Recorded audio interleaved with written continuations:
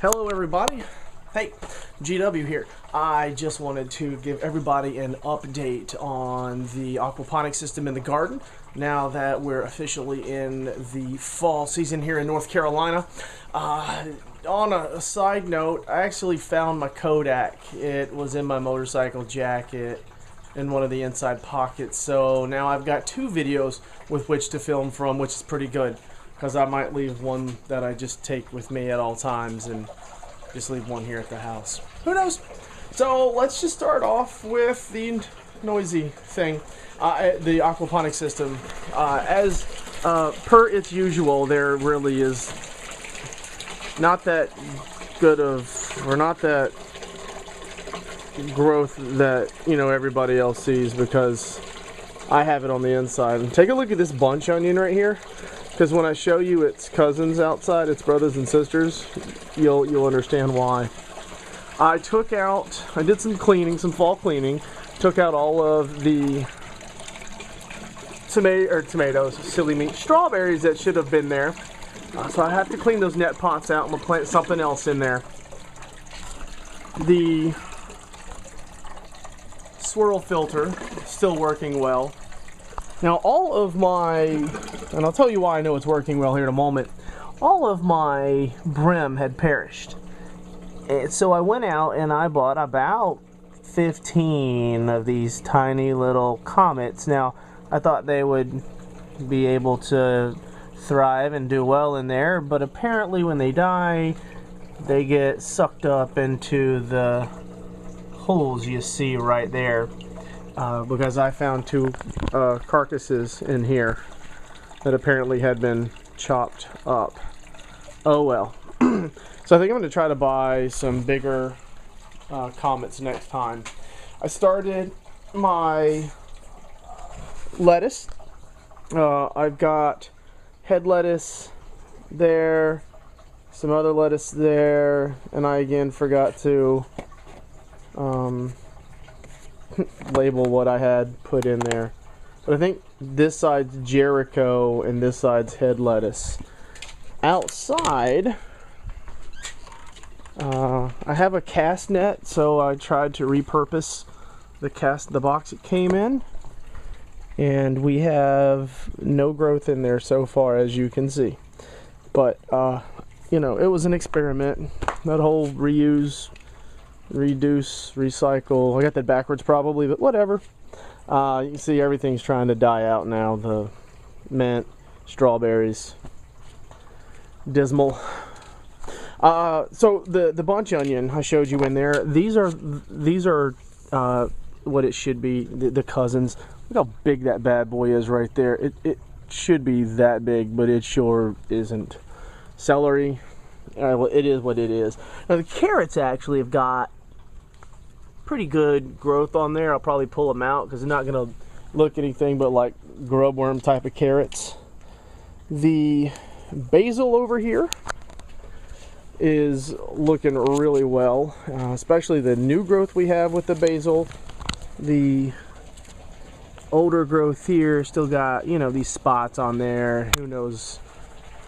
I don't know what in the world that is. Now the red delicious, or the red bell peppers, sweet delicious. Look at that, one's turning, got one turning there. We got some more growing. There's one up top and barely peeking out over here. There we go, there it is, right there. So that's one going there. Now I've been able to get 4 cucumbers actually off of my cucumber vine. I gave one to my neighbor for being so kind and letting it grow over to his side. There's another one coming on. I got one hiding back there. Now my tomato tree, I had one little tomato right about there, but I'm probably gonna pull that off as it just, the meat grew too much for the skin and it split. Probably gonna go ahead and not pull it off yet, as there's one right there that's growing. So we'll let that continue to grow, because I told my neighbor anything that grows on his side is his, and whatever else, you know, I give him. But so these things, this tomato tree is what this guy called it. We a couple weeks ago, last month, tried to measure it out. It went touch the ground. We know this thing here is 6 feet tall. That's about, what, 5.5 feet then. This PVC, it's laid over top of it, down to the bottom, and it has grown back up. So I'm gonna label, let's turn this around and make this an official label of a 12-foot tall tomato tree. Sorry, it was a mosquito. And there's 2 of them there that have just, I mean, just gone, sprouted, gone up, bam. The Husky Cherry Reds have started to put on some more tomatoes. I decided to go ahead and do an experiment. I buried a sprouting sweet potato in there. Haven't seen much of it. The strawberries coming back a little bit. They definitely love this little round thing. Now, over here in my rain gutter grow system, big shouts to Lara Hall, I've got, you know, the tomatoes, one dead tomato plant, another one, you got to rip those out. I replanted a celery thing that I picked off here, so I'm not sure if that's going to go. I got to replant all of my fall stuff. That was my broccoli plant. I just went ahead and let it go. This basil here, I got to pull out and let it, and just replant again for it. I did nothing in here. There was just some sprouts in here, and I've got only a couple of tomatoes. I may just pull it out and plant something rather than just let 2 or 3 tomatoes grow. But this was a late sunflower that I had started, and that I wanted to see if I could ever get to grow. And grow, it did.